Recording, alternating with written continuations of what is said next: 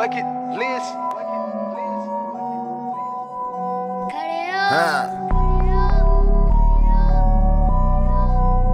Scooch.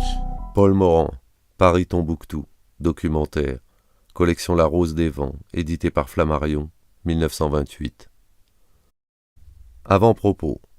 Ces notes d'un voyage africain, je les avais prises au jour le jour, sans songer à les publier. Messieurs Flammarion m'ayant demandé de collaborer à leur nouvelle collection La Rose des Vents, j'ai pensé que ce que je venais d'entreprendre en Afrique occidentale française constituait en quelque sorte un itinéraire type. Persuadé que le tourisme va, d'ici peu d'années, se développer en AOF, il m'a semblé que ces notes pourraient, en l'absence d'un guide africain, servir utilement à des gens qui ne sont ni commerçants, ni fonctionnaires, ni colporteurs, ni chasseurs d'ivoire, ni soldats. Rien que des amateurs de voyage. Et, comme suivant une implacable loi, le passage des visiteurs blancs, chaque jour plus nombreux, portera rapidement atteinte à la couleur originale de ces pays. Il ne m'est pas apparu inutile de fixer ce moment, très court, où des miracles mécaniques nous mettent à même d'arriver au cœur d'une nature encore intacte. À qui suivra le parcours tracé, je promets des joies neuves.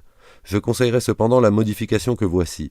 À Ouagadougou, en Haute-Volta, il y aurait intérêt à redescendre par le Togo ou le Dahomey, puis à gagner par mer Grand Bassam en Côte d'Ivoire pour remonter en auto vers Boisflé, Odiéné, Séguiri jusqu'à Bamako, d'où, tous les vendredis, un train avec couchette met en 48 heures à Dakar. Pour justifier ce livre sans après, je citerai Livingstone. Quant aux qualités littéraires que l'on peut acquérir par le travail et qui sont si importantes pour un auteur, écrit l'explorateur au début de sa narration, la vie que j'ai menée en Afrique s'est opposée à ce que je puisse jamais y prétendre.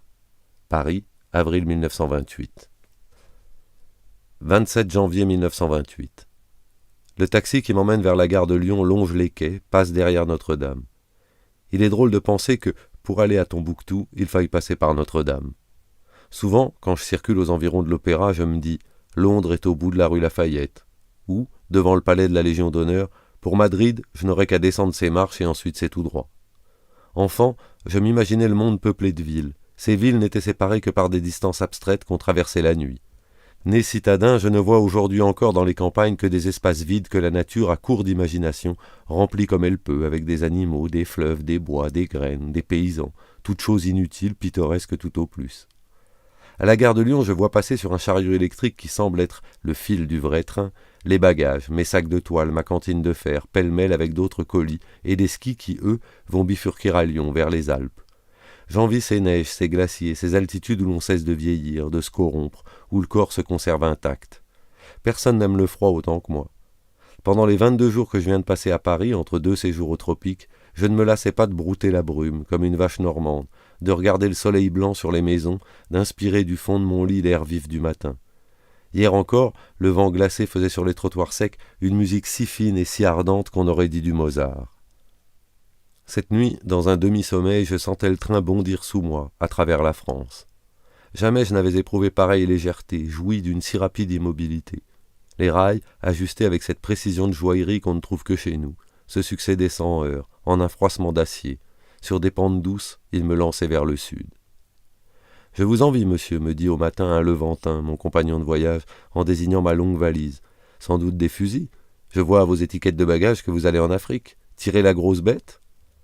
J'ai fait un geste vague, sans lui dire que ma valise était pleine de livres, et que la plus grosse bête à tuer, c'est le temps.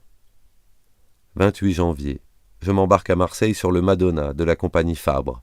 Journée superbe avec léger vent sud-est.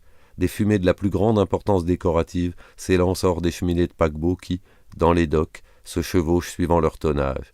Ligne d'Algérie, ligne d'Extrême et du Proche-Orient. Cirque de montagnes rongées jusqu'à l'os par le Mistral, sur lesquelles se couche un soleil déjà asiatique. Le directeur de la compagnie est à bord. Je lui désigne un de ces transatlantiques, un de ces beaux bateaux blancs, très marins, si souvent rencontrés sur la ligne Naples-Palerme-Méditerranée-Açores, et qui arrivent à New York par le sud, évitant les tempêtes nord-atlantiques et le danger des icebergs.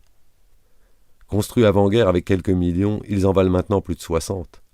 Il faut 250 millions aujourd'hui pour faire un bateau, soupire M. Fabre. Avant qu'on revoie son argent. Aussi sont-ce les États qui désormais se font armateurs. Mussolini a en chantier 12 paquebots de 250 millions.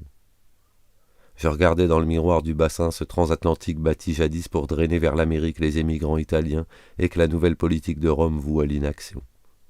Aujourd'hui, l'émigrant italien qui veut prendre nos lignes se voit refuser par ses consuls le visa de passeport, dit M. Fabre. Aussi, organisons-nous avec ces paquebots des croisières de luxe en Méditerranée. Nous allons enseigner aux Français à voyager sur mer pour le plaisir. Les discours officiels auront beau faire, et notre presse le cacher, nous venons, il y a un mois, de céder le 5e rang à l'Italie en matière de marine de commerce. L'Italie nous a dépossédés, nous et l'Angleterre, en quelques années, de toute la clientèle de luxe sur les routes d'Atlantique Sud. Les meilleurs paquebots pour aller aux Indes sont maintenant des paquebots italiens. Les lignes de navigation ont repris ces luttes de vitesse que la guerre avait interrompues. Nos bateaux mettent 16 jours pour aller à Rio. Ceux du Lloyd Sabodo y parviennent en 11 jours. Avant de quitter Paris, j'ai fait mon testament. Autrefois, il n'y avait que les très vieilles gens qui testaient. Désormais, avec les voyages en avion, les acquittements de femmes jalouses, les révolutions, les bassis dans le potage et le sang à l'heure, personne n'est sûr du lendemain. Une des différences essentielles entre hier et aujourd'hui, c'est cette façon de vivre familièrement avec la mort. Chaque fois que nous partons en auto, nous tenons notre vie entre nos mains. Un coup de volant à droite et nous ne sommes plus. Nos pères se confiaient à de paisibles cochers ou aux mécaniciens de locomotive une fois par an au plus, de Paris à Dieppe, mais le reste de leur vie ne comportait d'autres risques que les pleurs d'orange, l'excès du Bourgogne et les cheminées, les jours de grand vent. Le Madonna a traversé le golfe du Lion sans piquer du nez ni rouler. Nous nous réveillons devant les côtes de Catalogne. Je voudrais que ces notes-ci, publiées rapidement, comme elles furent écrites, donnassent le goût de relire les vieilles et lentes relations de voyage. Par exemple, ces descriptions de l'île du Sénégal du père J.B. Labat, où il est traité pêle-mêle de la manière de recevoir les princes nègres, de la description d'un ouragan, immédiatement suivi de la manière de mariner les ramilles. Les chapitres s'échelonnent ainsi. L'auteur est attaqué de la fièvre jaune. Comment il en guérit? Manière de porter les orangers en Europe. Je voudrais aussi communiquer à qui me lira un peu de cette exaltante envie de partir que me donnaient enfant les livres de Livingstone. Vallée admirable, chasse à l'éléphant, coiffure et façon de saluer des peuples sémalamboués, pluie, albinos, coutume des femmes de s'introduire un coquillage dans la lèvre supérieure, tonnerre sans nuage. Pour la première fois, le docteur rencontre dans la langue des indigènes un mot désignant l'or. Quelle station au British Museum en 1908 et 1909. Des carnets pleins de dessins d'armes, de masques, de costumes polynésiens décèlent chez moi ce qu'on nomme aujourd'hui des besoins d'évasion. 3 ou 4 ans plus tôt, un jeune Français travaillait là aussi, dans ces salles. Je l'ai su plus tard, c'était Derain. Le British n'était pas alors le musée scientifiquement ordonné qu'il est aujourd'hui. Il y régnait un magnifique désordre romantique, et les objets du Zambèze voisinaient avec ceux de l'île de Pâques. Un peu comme notre musée du Trocadéro, où Derain affirme qu'il y a encore dans les greniers des caisses envoyées par des explorateurs et jamais ouvertes, pleines de dieux inconnus qui attendent le jour. Ce soir, à la table du commandant, on parle de la dureté de la tête des Noirs. Chacun cite des exemples, coups qui les laissent impassibles, toits qui s'effondrent sur eux sans les blesser, etc. Leurs boxeurs encaissent indéfiniment. Je rappelle qu'aux Antilles, quand les nègres ont des différends à régler dans les plantations, on les voit se heurter du front comme des béliers jusqu'à ce que l'un tombe. Le crâne du noir s'ossifie, paraît-il, définitivement vers la puberté, et atteint bientôt une extraordinaire épaisseur. Les sutures durcissent vite. Mais c'est aussi vers cette époque que le nègre, qui a été jusqu'alors fort précoce, voit son intelligence baisser. Tous les coloniaux à bord conseillent de se méfier de l'indigène s'il est habillé. Plus il a de vêtements, disent-ils, plus il est redoutable. Un missionnaire renchérit. Plus les femmes ont le pagne long, moins elles sont vertueuses, affirme-t-il. Volontiers, les Noirs pratiquent la reprise individuelle. Ils vous dépouillent dès qu'ils estiment que vous êtes trop riche. 6 paires de draps, disait à Madame C, une lavandière de couleur. Qu'est-ce que tu peux faire de 6 paires de draps puisque tu n'as qu'un lit? J'en ai gardé une. Administrateur général, gouverneur général, ce qui est important aux yeux de l'Africain, c'est le mot « général ».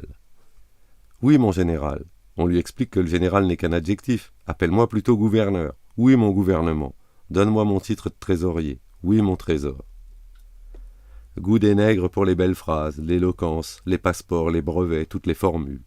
À l'un d'eux qui terminait une lettre, le mot « humble » avant serviteur paraissait insuffisant. Il consulta le dictionnaire et écrivit « Veuillez me croire, monsieur, votre serviteur le plus rabougri ». Comme j'aurais voulu débarquer au Sénégal vers 1455 avec cet Aloïse de Cadamosto, vénitien. Les Noirs accouraillaient tous pour me voir comme une grande merveille, écrit-il, leur semblant grand-chose la vue d'un chrétien dont ils n'avoient qu'on ni parler, et ne s'étonnaient de ma blancheur que de mes habits à l'espagnol, une jupe de dama noire avec un petit manteau par-dessus.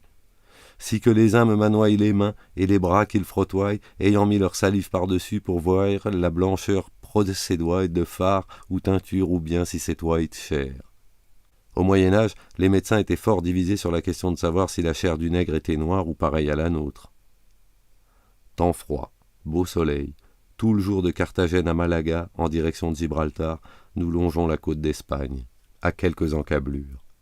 Terre aride, volcanique, qui rappelle le Mexique avec ses cicatrices d'ombre violette et, derrière, à 2000 mètres, la Sierra Nevada telle qu'on la voit à Grenade, d'une blancheur de papier sur le ciel bleu, doucement carminée sur les bords à la fin du jour.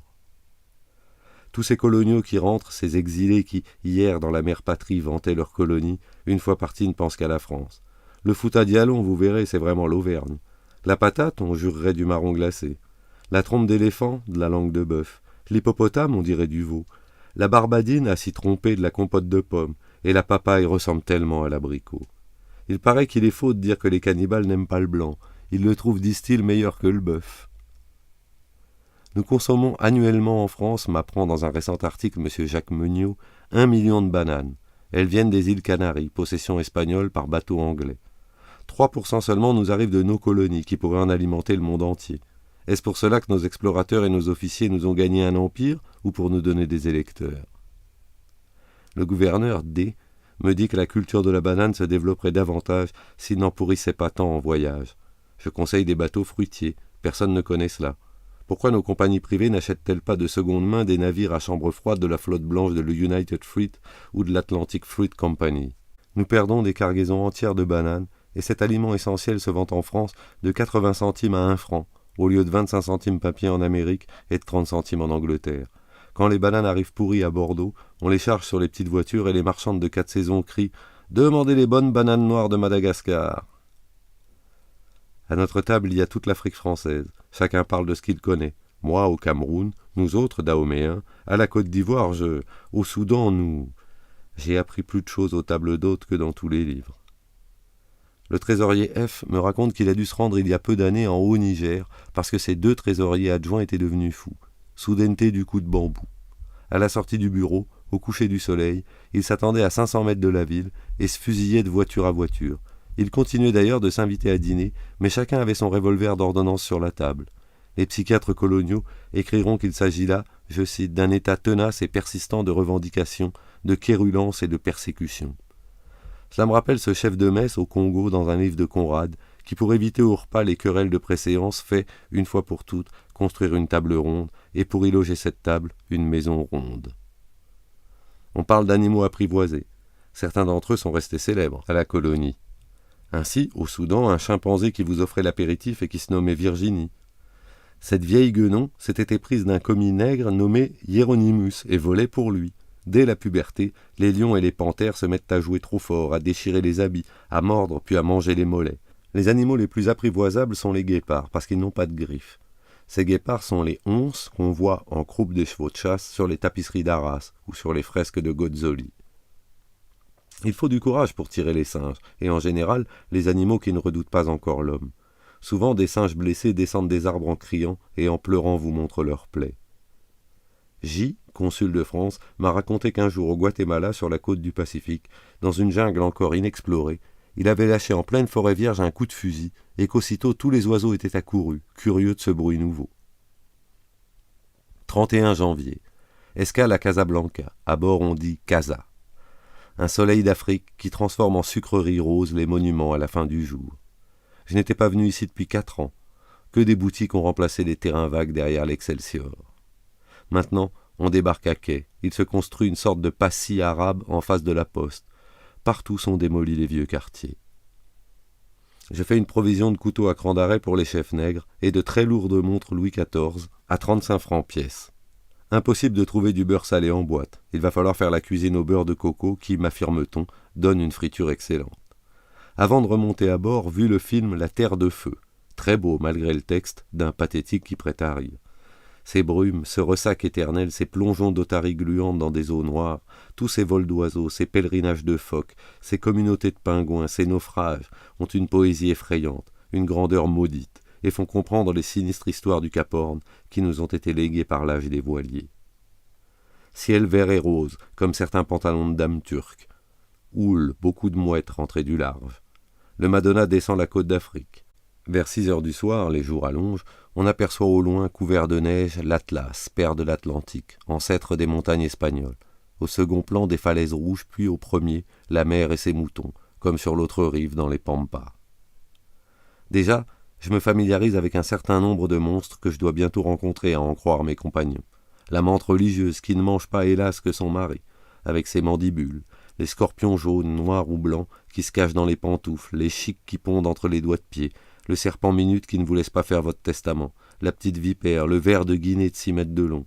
Je m'en débarrasserai en lui prenant la tête dans une allumette fendue et en tirant jusqu'au bout, avec soin, pour ne pas le casser. Mais les vers qui circulent entre l'œil et la paupière, ceux qui font des furoncles sous la peau, la mouche tsetse et la maladie du sommeil. Que de maladies. La fièvre jaune dite vomito negro, très à la mode et dont tout le monde parle à bord. La quarantaine dure à Dakar depuis plus de 6 mois. Les uns disent qu'elle l'est levée, d'autres qu'elle ne l'est pas encore, d'autres qu'on l'a levée trop tôt, d'autres enfin qu'elle est rétablie.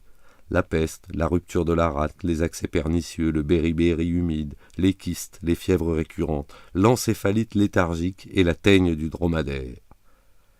Sieste. Bruit de papier de soie des vagues à tribord. Vibration aigre, plainte à haut régime, joyeuse et familière, de l'étincelle de TSF.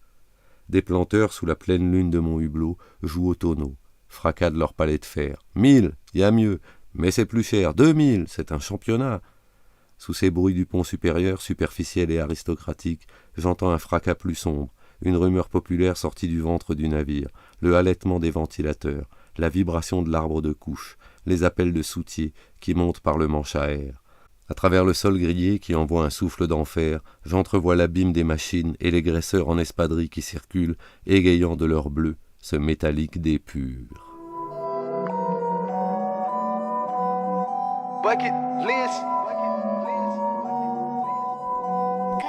Ah,